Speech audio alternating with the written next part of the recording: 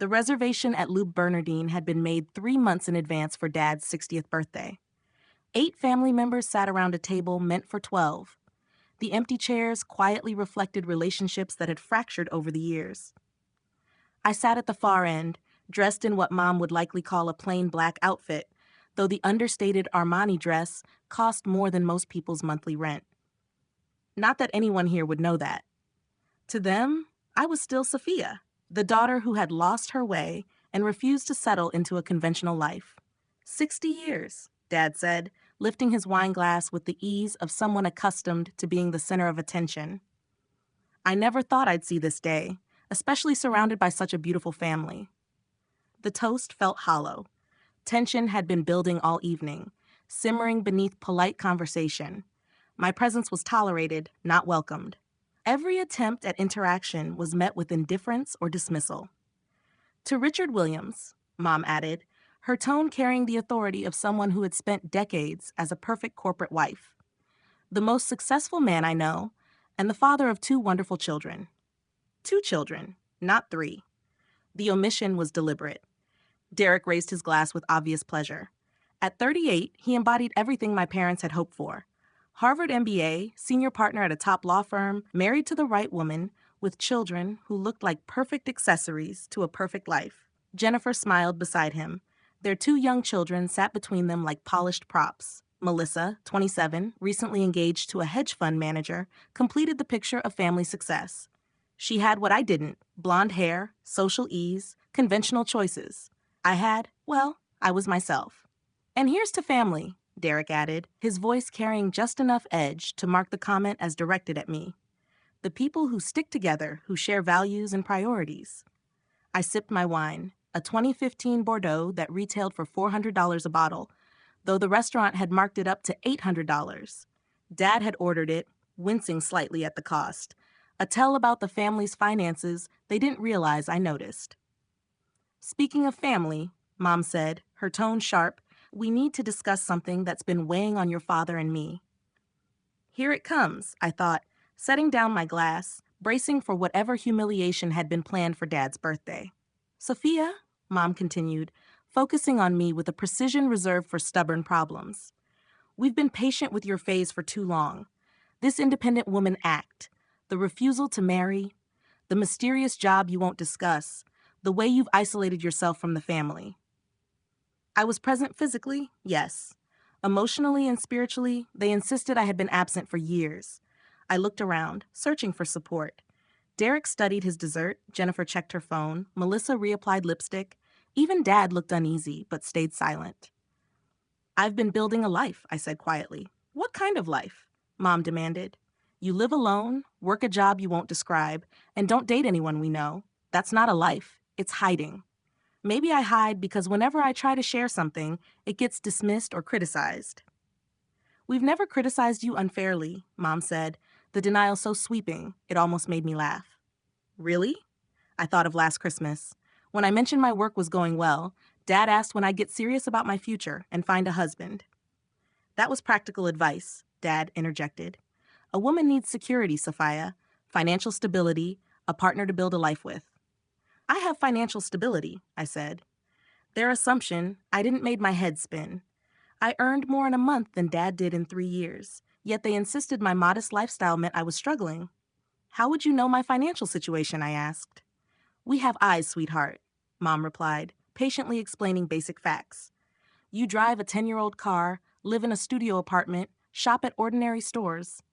Maybe I like my car. Maybe I prefer my apartment. Maybe I don't need designer clothes to feel good. Or maybe you can't imagine life differently.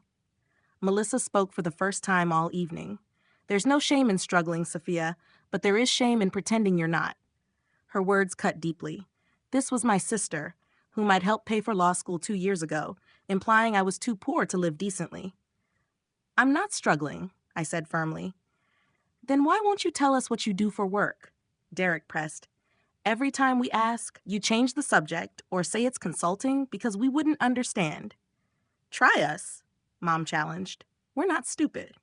I considered revealing the full truth, that I was founder and CEO of Meridian Global, a $4.7 billion tech company employing over 8,000 people across 6 countries, featured on the cover of Fortune as one of the youngest female billionaires in history. But over the years, sharing success only triggered criticism, lectures on risky investments, worries about stress, or claims of showing off. I develop software solutions for large corporations, I said, true but understated. Software, Mom repeated, her tone echoing the way she might describe something mundane. Garbage collection, and it pays enough to support yourself. Enough, but not enough for a proper car or a decent apartment. My car and apartment are fine. They're not fine, Sophia, Dad said, his voice taking on the firm authority he'd perfected over 30 years in corporate management. They're the choices of someone who's given up, someone who's settled for mediocrity, or someone who lacks ambition. Or someone who has different priorities than you, I thought. What priorities? Mom demanded. Because from where we're sitting, it looks like your only priority is avoiding responsibility. Responsibility for what? For growing up, for becoming the woman we raised you to be, for finding a husband and starting a family like normal people do. The discussion slid into familiar territory, the same arguments repeated year after year, the same frustrations and accusations that defined every family gathering. What if I don't want a normal life? I asked. Everyone wants a normal life, Jennifer said, speaking for the first time. Marriage, children, stability, community, those are basic human needs. Maybe they're not my needs. Then what are your needs? Mom asked. Because honestly, we don't know what you want from life. I want to be respected for who I am, not criticized for who I'm not. Respect is earned, Dad said, and it's earned by making choices people can understand and admire. Like Derek's choices? Exactly like Derek's choices, Mom said. He built a strong career, married well, had children, and contributes something meaningful to the world. And I don't?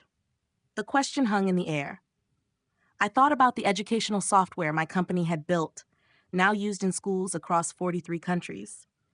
I thought about medical diagnostic tools that help doctors save thousands of lives.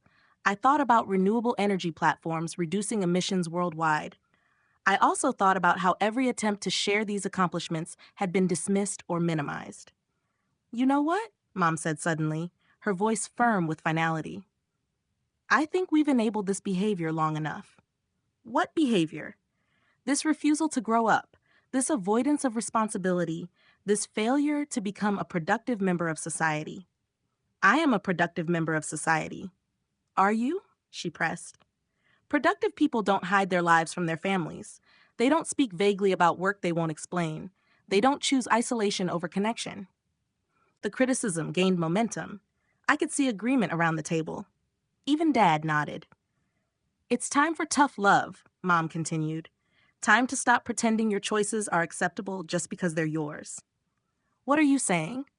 I'm saying that until you rejoin the real world, until you show you value family, stability, and normal human connections, we're done enabling your delusions. My delusions? Your belief that you can live however you want without consequences. Your belief that family doesn't matter. Your belief that success means something other than building a life others respect. The restaurant buzzed with celebration. Other families laughed, toasted milestones, shared stories. Nearby, a couple celebrated their engagement. Behind us, 3 generations sat together, smiling. Meanwhile, our table felt like a public dismantling disguised as a birthday dinner. So what exactly are you proposing? I asked. We think you need time to reflect on what really matters, Derek said, apparently chosen as the spokesperson. Until then, it's best you don't attend family gatherings. You're uninviting me? We're giving you space to grow up, Mom said. Sometimes people need consequences before they change. And if I don't? Her face hardened. Cold. Final. Then you're dead to us, she said calmly. We'll proceed as if we have 2 children, not 3. The words landed heavily. Years of criticism had led to this moment, but this was the first direct threat of disownment. You're serious? Completely, Dad said. We love you, but we won't support behavior that's destructive to you and painful for us. Destructive to me? Yes, Mom said. You're 34, unmarried, barely employed in our view, living alone. That's not healthy. And it's painful to watch you waste the potential we worked so hard to develop. I looked around the table, seeing them clearly for the first time. This wasn't concern for my happiness. It was discomfort with my refusal to meet their expectations. So this is it? I asked. Conform or leave? This is us setting boundaries, Jennifer added. Healthy boundaries, Melissa agreed. You can't do whatever you want and expect everyone to accept it as normal. The irony was undeniable. I was being lectured about normal behavior while being cut off publicly at a restaurant. I understand, I said quietly, reaching for my purse. You've made your position clear. Where are you going? Mom asked. Home. Sophia, wait, Dad said, though he stayed seated. We don't want this to end badly. No, I replied. You want it to end with control. That's not the same. I stood, aware that other diners were beginning to notice. A family unraveling at El Bernardine would circulate easily through my parents' social circles. Sophia, Mom said as I prepared to leave, think carefully about your next move. Once you walk out, things will change. They already have, I said. We're giving you a choice, she continued. Come back as a responsible adult, or don't come back at all. Then I won't be coming back. I turned to leave, but her voice stopped me once more. I meant what I said. If you walk out now, you're dead to us. From this moment on, we have 2 children, not 3. The finality in her voice left no room for doubt. This wasn't negotiation. It was a decision. They were prepared to erase me from the family rather than accept me as I was. I understand, I said, and I meant it. As I moved toward the restaurant exit, I heard Mom speaking to the remaining family members, her voice carrying across the dining room. From now on, ignore her completely. She's dead to us. No contact. As far as this family is concerned, Sophia Williams no longer exists. The cruelty of declaring this publicly, with other diners listening, was astonishing. But it was also clarifying. After years of wondering whether my family loved me or the version of me they imagined, I finally had my answer. I was almost at the door when Marcus arrived. At 6'4", with the build of someone trained in military special operations, his presence dominated the room. Miss Williams, he said in his calm, professional tone, your helicopter is ready. Every head turned. Conversations paused as diners processed the intrusion of high-level security into their elegant evening. Thank you, Marcus, I replied, my voice carrying clearly. I'll be right there. Of course, ma'am. We're cleared for immediate departure to the helipad. Your pilot confirms optimal weather for the flight to the Hamptons. Behind me, I heard sharp gasps from my family's table. A helicopter? A bodyguard speaking with precise efficiency? Miss Williams, James the sommelier, approached excitedly. I don't mean to intrude, but aren't you the billionaire in the news? The one who donated $50 million to the Children's Hospital? The question echoed across the room. Recognition spread, shifting the atmosphere. I prefer to keep charitable activities private, I said diplomatically. Of course, James said, nearly vibrating with excitement. We're honored to have you here. My nephew was treated at that hospital last year. Knowing it will expand because of your donation is incredible. I'm glad I could help, I said simply. From the family table, a wine glass clinked sharply. Marcus, I asked, turning back, has the car arrived for my guests? Yes, ma'am. The Bentley is waiting outside for Mrs. Patterson and her children. Mrs. Patterson, the recently widowed mother of 3, whose husband had died 6 months ago. I'd quietly covered her mortgage and children's private school tuition while she got back on her feet. And the college fund transfers were completed today. 5 full scholarships, $2.3 million in anonymous donations. The restaurant was now silent. Even the kitchen seemed to pause as word spread of a guest casually arranging multi-million-dollar charitable contributions. Excuse me, a woman said, approaching hesitantly. I'm Sarah Davidson from The Times. Could I ask about the renewable energy initiative you announced last week? The $500 million investment in clean technology for underserved communities. I prefer not to discuss business during personal time, I said politely. Of course, she replied. It could revolutionize climate change research. Miss Williams, we should depart soon to avoid air traffic, Marcus reminded me smoothly. You're right, I agreed. Thank you for a lovely evening, James. Please add a 20% gratuity for the staff. 20% of the bill, effectively $50,000 or more, distributed among all employees. James looked stunned. As Marcus and I walked to the exit, I could hear the burst of conversation behind us. 30 seconds ago, I had been Sophia Williams. the family disappointment with a modest life. Now, I was Sophia Williams, billionaire philanthropist traveling by helicopter, making donations larger than most people's annual income. "Ma'am," Marcus said quietly as we reached the door, "your family seems distressed." I glanced back.